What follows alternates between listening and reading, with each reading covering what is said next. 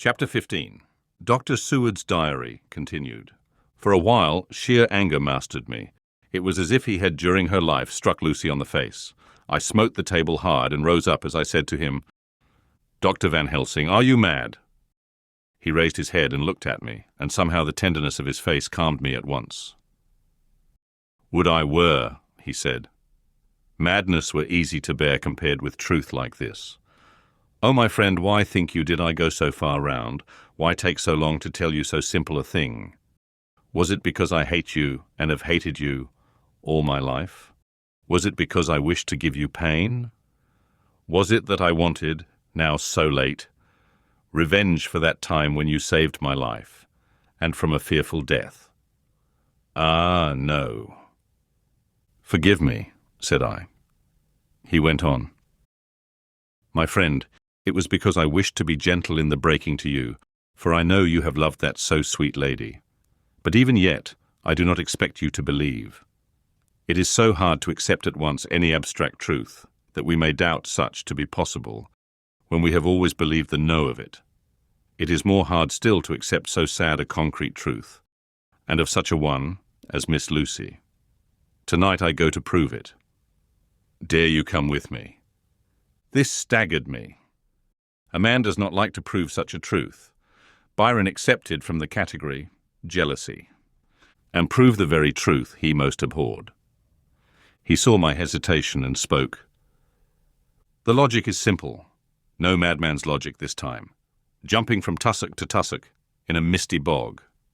If it be not true, then proof will be relief. At worst it will not harm. If it be true, there is the dread, yet very dread should help my cause. For in it is some need of belief. Come, I tell you what I propose.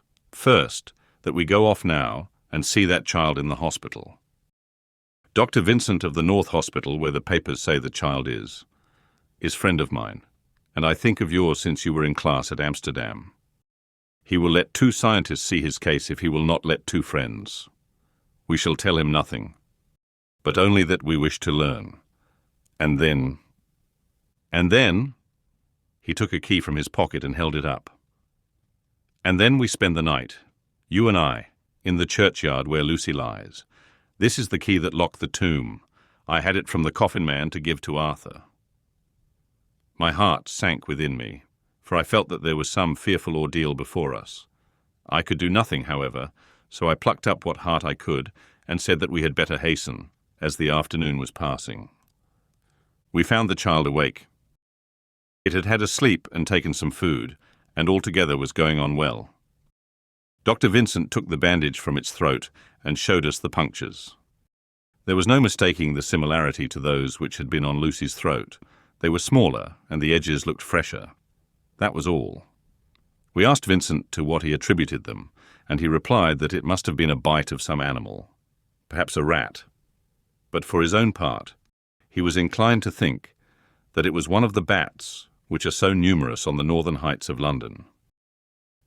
"Out of so many harmless ones," he said, "there may be some wild specimen from the south of a more malignant species. Some sailor may have brought one home, and it managed to escape, or even from the zoological gardens a young one may have got loose, or one be bred there from a vampire. These things do occur, you know. Only 10 days ago a wolf got out, and was, I believe, traced up in this direction. For a week after, the children were playing nothing but Red Riding Hood on the heath, and in every alley in the place, until this bloofer lady scare came along, since when it has been quite a gala time with them. Even this poor little mite, when he woke up today, asked the nurse if he might go away. When she asked him why he wanted to go, he said he wanted to play with the bloofer lady. I hope," said Van Helsing, "that when you are sending the child home, you will caution its parents to keep strict watch over it. These fancies to stray are most dangerous, and if the child were to remain out another night, it would probably be fatal. But in any case, I suppose you will not let it away for some days." "Certainly not for a week at least, longer if the wound is not healed." Our visit to the hospital took more time than we had reckoned on, and the sun had dipped before we came out. When Van Helsing saw how dark it was, he said, "There is no hurry. It is more late than I thought. Come, let us seek somewhere that we may eat, and then we shall go on our way." We dined at Jack Straw's castle along with a little crowd of bicyclists and others who were genially noisy.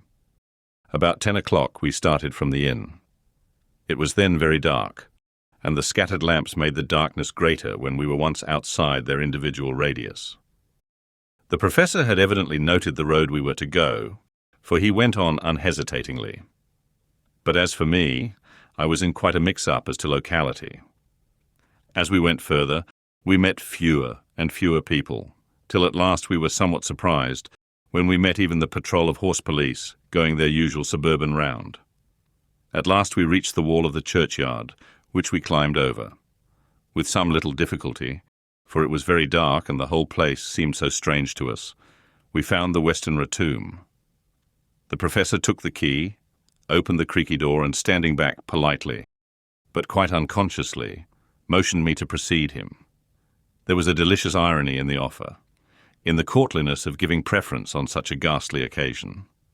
My companion followed me quickly and cautiously drew the door to, after carefully ascertaining that the lock was a falling and not a spring one. In the latter case, we should have been in a bad plight. Then he fumbled in his bag and, taking out a matchbox and a piece of candle, proceeded to make a light. The tomb in the daytime, and when wreathed with fresh flowers, had looked grim and gruesome enough. But now, some days afterwards, when the flowers hung lank and dead, their whites turning to rust and their greens to browns, when the spider and the beetle had resumed their accustomed dominance, when time-discoloured stone and dust-encrusted mortar and rusty, dank iron and tarnished brass and clouded silver plating gave back the feeble glimmer of a candle, the effect was more miserable and sordid than could have been imagined. It conveyed irresistibly the idea that life, animal life, was not the only thing which could pass away. Van Helsing went about his work systematically, holding his candle so that he could read the coffin plates, and so holding it that the sperm dropped in white patches, which congealed as they touched the metal. He made assurance of Lucy's coffin. Another search in his bag, and he took out a turn screw. "What are you going to do?" I asked. "To open the coffin. You shall yet be convinced." Straightway he began taking out the screws, and finally lifted off the lid, showing the casing of lead beneath. The sight was almost too much for me. It seemed to be as much an affront to the dead as it would have been to have stripped off her clothing in her sleep whilst living. I actually took hold of his hand to stop him.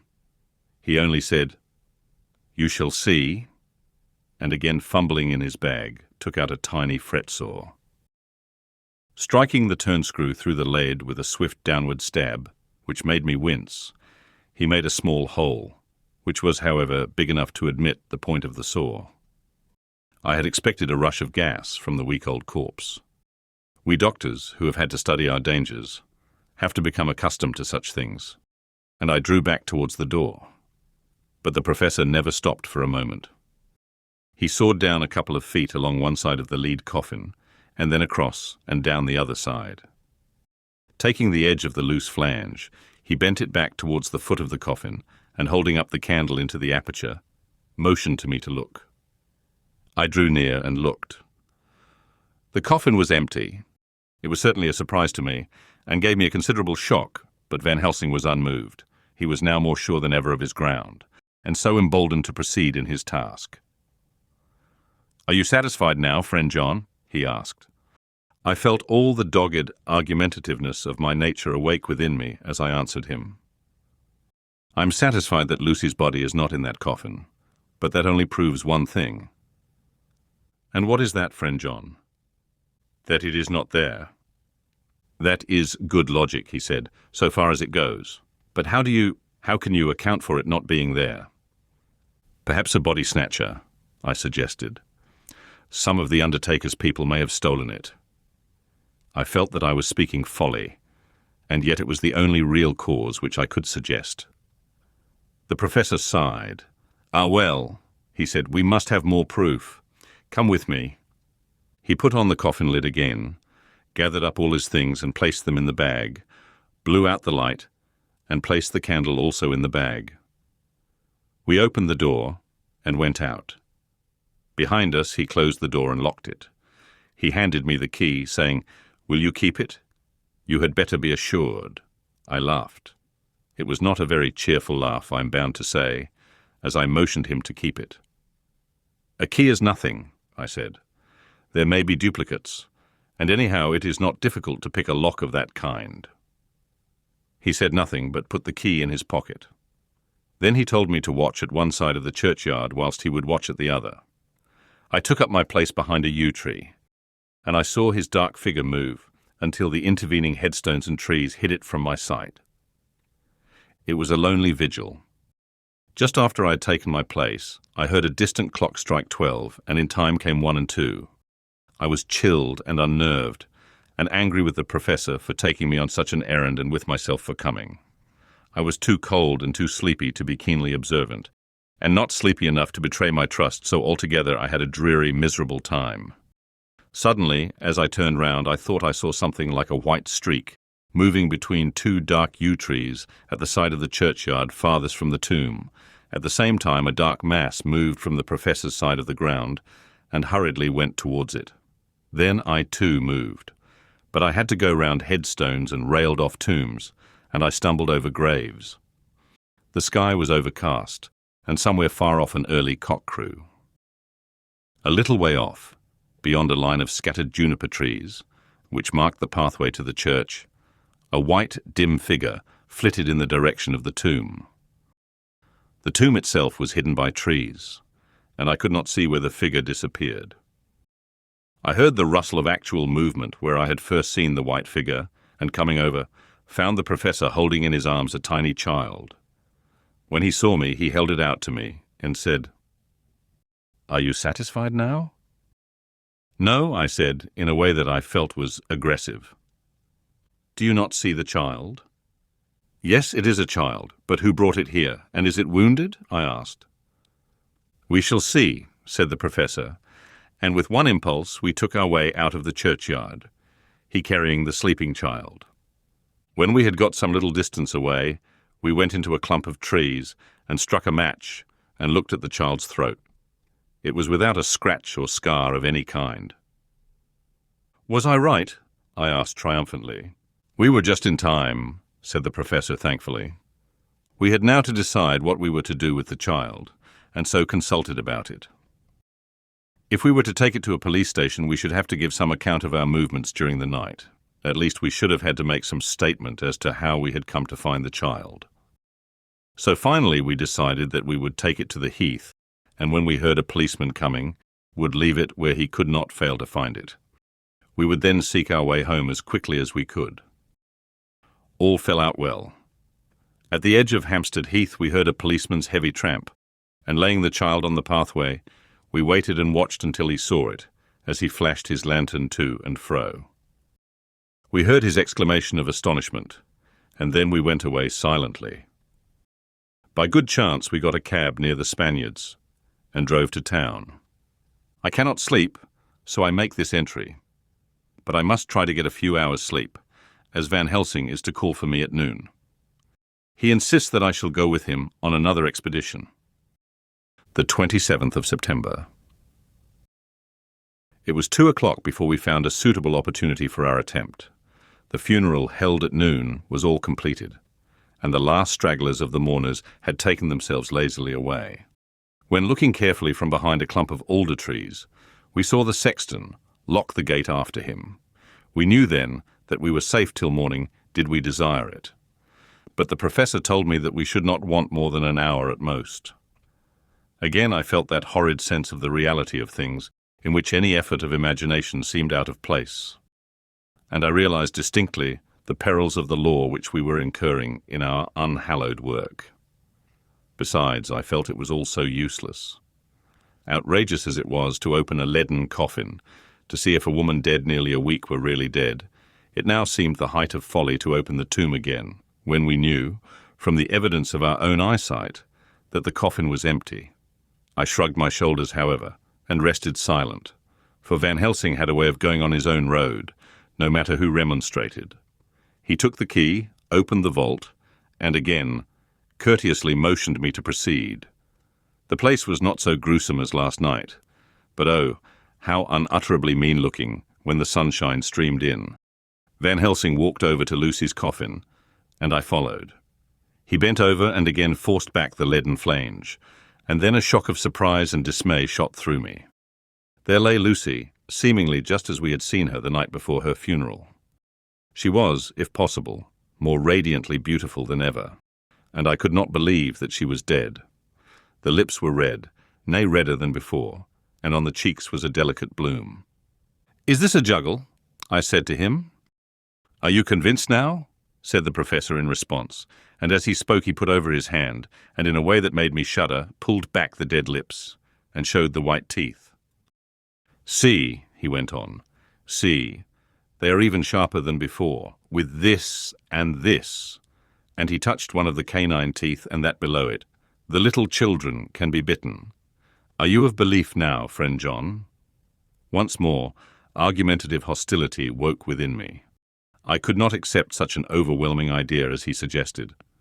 So, with an attempt to argue of which I was even at the moment ashamed, I said, "She may have been placed here since last night."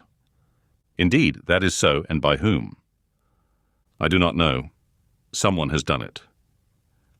"And yet she has been dead 1 week. Most peoples in that time would not look so." I had no answer for this, so was silent. Van Helsing did not seem to notice my silence. At any rate, he showed neither chagrin nor triumph. He was looking intently at the face of the dead woman, raising the eyelids and looking at the eyes, and once more opening the lips and examining the teeth. Then he turned to me and said, "Here, there is one thing which is different from all recorded. Here is some dual life that is not as the common. She was bitten by the vampire when she was in a trance, sleepwalking. Oh, you start. You do not know that, friend John, but you shall know it all later. And in trance could he best come to take more blood. In trance she died, and in trance she is undead too. So it is that she differ from all other. Usually when the undead sleep at home." As he spoke, he made a comprehensive sweep of his arm to designate what to a vampire was home. "Their face show what they are. But this so sweet that was when she not undead. She go back to the nothings of the common dead. There is no malign there, see, and so it make hard that I must kill her in her sleep." This turned my blood cold, and it began to dawn upon me that I was accepting Van Helsing's theories. But if she were really dead, what was there of terror in the idea of killing her? He looked up at me and evidently saw the change in my face, for he said almost joyously, "Ah, you believe now?" I answered, "Do not press me too hard, all at once. I am willing to accept. How will you do this bloody work?" "I shall cut off her head and fill her mouth with garlic, and I shall drive a stake through her body." It made me shudder to think of so mutilating the body of the woman whom I had loved. And yet the feeling was not so strong as I had expected. I was, in fact, beginning to shudder at the presence of this being, this undead, as Van Helsing called it, and to loathe it.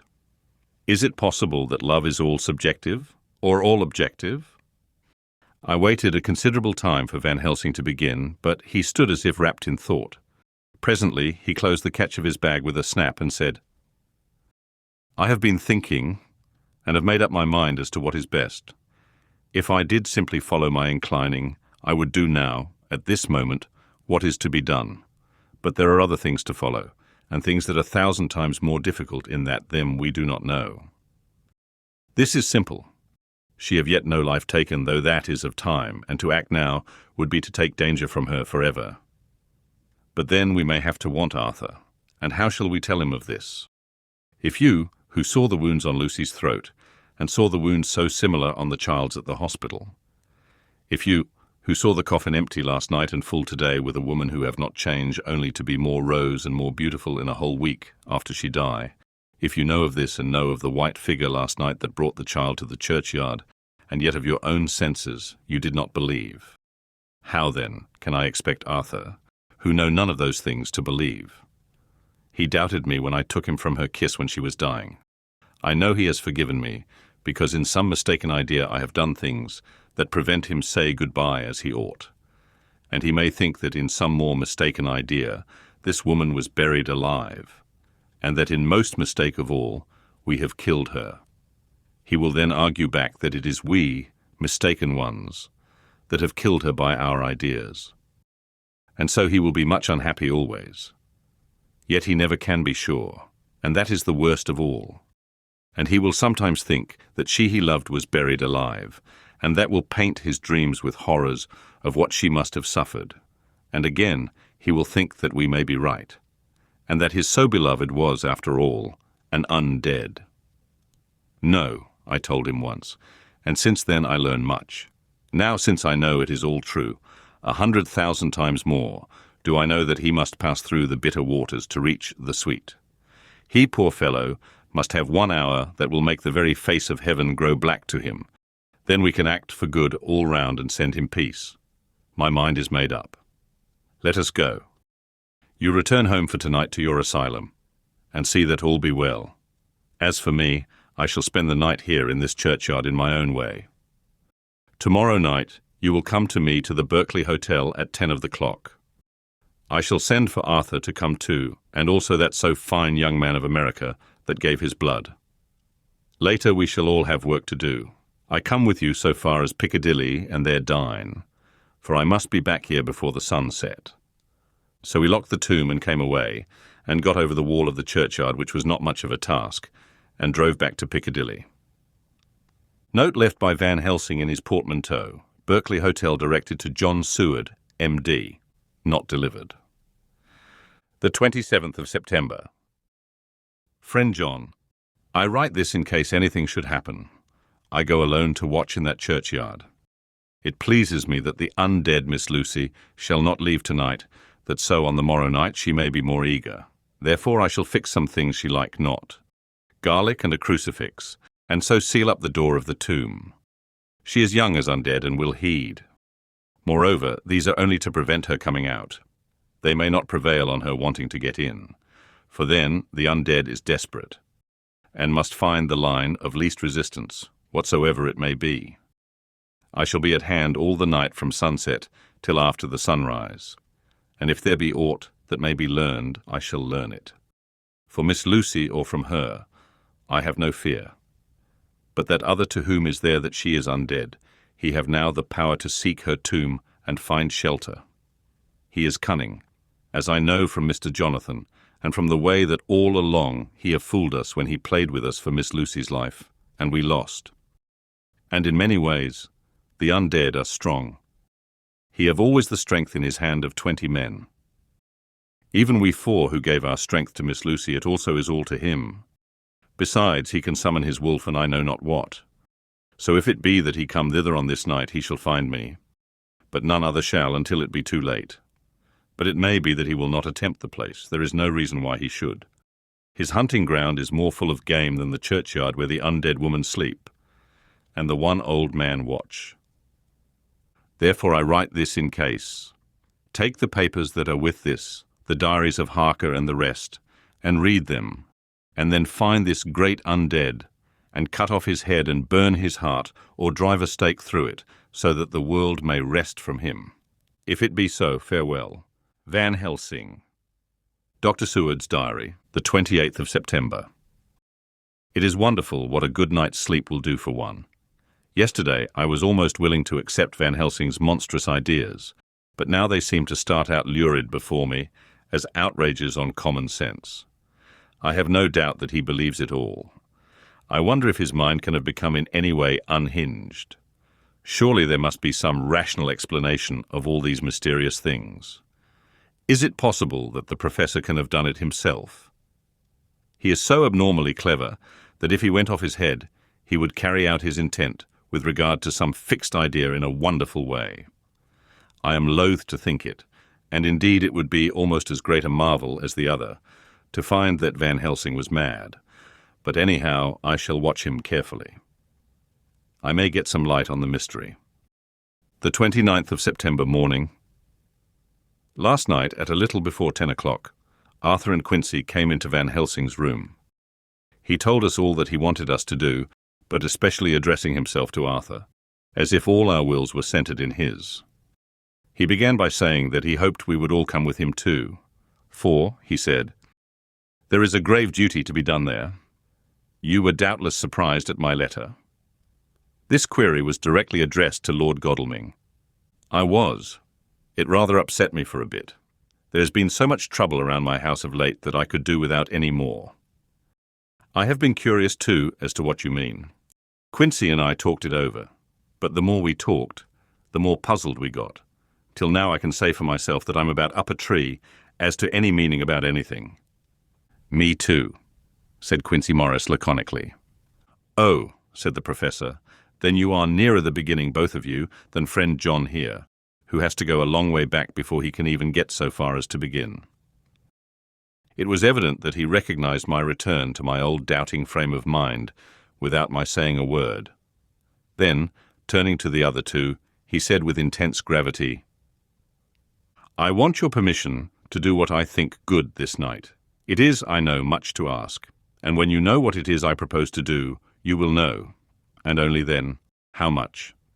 Therefore may I ask that you promise me in the dark, so that afterwards, though you may be angry with me for a time, I must not disguise from myself the possibility that such may be. You shall not blame yourselves for anything. That's frank anyhow, broke in Quincy. I'll answer for the professor. I don't quite see his drift, but I swear he's honest, and that's good enough for me.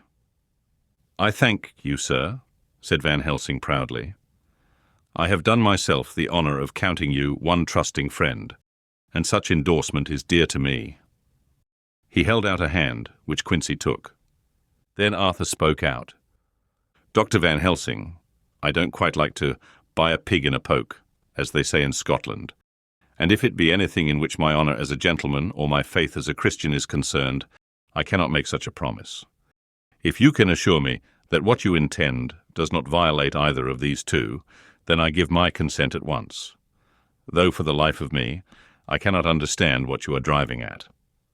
I accept your limitation, said Van Helsing, and all I ask of you is that if you feel it necessary to condemn any act of mine, you will first consider it well, and be satisfied that it does not violate your reservations. Agreed, said Arthur. That is only fair. And now that the pourparlers are over, may I ask what it is we are to do? I want you to come with me, and to come in secret, to the churchyard at Kingstead. Arthur's face fell as he said in an amazed sort of way, Where poor Lucy is buried. The professor bowed. Arthur went on, And when there? To enter the tomb. Arthur stood up. Professor, are you in earnest, or it is some monstrous joke? Pardon me, I see that you are in earnest. He sat down again, but I could see that he sat firmly and proudly as one who is on his dignity. There was silence until he asked again, And when in the tomb? To open the coffin. This is too much, he said angrily, rising again. I am willing to be patient in all things that are reasonable, but in this desecration of the grave, of one who— He fairly choked with indignation. The professor looked pityingly at him. If I could spare you one pang, my poor friend, he said, God knows I would. But this night our feet must tread in thorny paths. Or later and forever the feet you love must walk in paths of flame. Arthur looked up with set white face and said, Take care, sir, take care. Would it not be well to hear what I have to say, said Van Helsing, and then you will at least know the limit of my purpose. Shall I go on? That's fair enough, broke in Morris. After a pause, Van Helsing went on, evidently with an effort. Miss Lucy is dead, is it not so? Yes, then there can be no wrong to her. But if she be not dead— Arthur jumped to his feet. Good God, he cried. What do you mean? Has there been any mistake? Has she been buried alive? He groaned in anguish that not even hope could soften. I did not say she was alive, my child. I did not think it. I go no further than to say that she might be undead. Undead, not alive. What do you mean? Is this all a nightmare, or what is it? There are mysteries which men can only guess at, which age by age they may solve only in part. Believe me, We are now on the verge of one, but I have not done. May I cut off the head of dead Miss Lucy." "Heavens and earth, no," cried Arthur in a storm of passion. "Not for the wide world will I consent to any mutilation of her dead body. Dr. Van Helsing, you try me too far. What have I done to you that you should torture me so? What did that poor sweet girl do that you should want to cast such dishonour on her grave? Are you mad to speak such things, or am I mad to listen to them? Don't dare to think more of such a desecration. I shall not give my consent to anything you do. I have a duty to do in protecting her grave from outrage, and by God, I shall do it." Van Helsing rose up from where he had all the time been seated and said gravely and sternly, "My Lord Godalming, I too have a duty to do, a duty to others, a duty to you, a duty to the dead, and by God I shall do it. All I ask you now is that you come with me, that you look and listen. And if when later I make the same request you do not be more eager for its fulfillment even than I am, then I shall do my duty, whatever it may seem to me. And then, to follow of your lordship's wishes, I shall hold myself at your disposal to render an account to you, when and where you will." His voice broke a little, and he went on with a voice full of pity. "But I beseech you, do not go forth in anger with me. In a long life of acts, which were often not pleasant to do, and which sometimes did wring my heart, I have never had so heavy a task as now. Believe me, that if the time comes for you to change your mind towards me, one look from you will wipe away all this so sad hour, for I would do what a man can to save you from sorrow. Just think, for why should I give myself so much of labour and so much of sorrow? I have come here from my own land to do what I can of good. At the first, to please my friend John, and then to help a sweet young lady, whom too I came to love. For her, I am ashamed to say so much, but I say it in kindness. I gave what you gave, the blood of my veins. I gave it I, who was not like you, her lover, but only her physician and her friend. I gave to her my nights and days, before death, after death, and if my death can do her good even now, when she is the dead undead, she shall have it freely." He said this with a very grave, sweet pride, and Arthur was much affected by it. He took the old man's hand and said in a broken voice, "Oh, it is hard to think of it, and I cannot understand, but at least I shall go with you and wait.